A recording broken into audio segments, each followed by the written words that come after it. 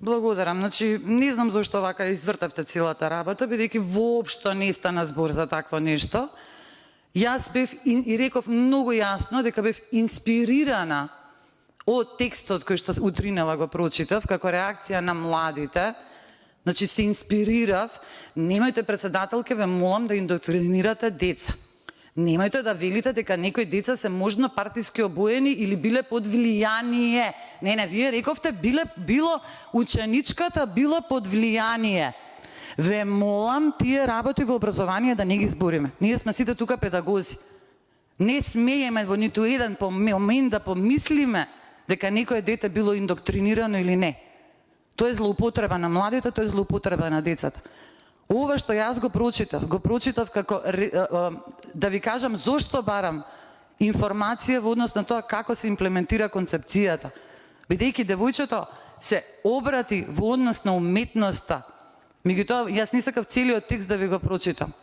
Во самиот текст таа вели дека не треба да се кратат часовите во основното образование по уметности, дека тоа ќе донесе до тоа и тоа, да не ви го читам целиот текст, не се смеите, не е смешно, трагично е дете да ви каже дека учи во не систем. А вие мене сега ако ми кажете дека ние треба дека немаме никаква моќ, па да се спакуваме сите и да си одиме од тука тогаш, ако ние немаме никаква моќ да разговараме за тоа како се имплементира концепција. Па зошто сме тогаш тука како пратеници? Која е нашата цел? Да се оградиме и да викаме не, тоа е работа на Министерството за образование и наука. Кој ги бира министрите за образование и наука и заменикот министар? Собранието, ние ги бираме, пред нам тие одговараат. Како можете да кажете дека тоа е работа на МОП, на МОН, извинете. Тоа е работа наша. Наша работа е да вршиме контрола. Работата на законодавниот дом е да врши контрола врз власта.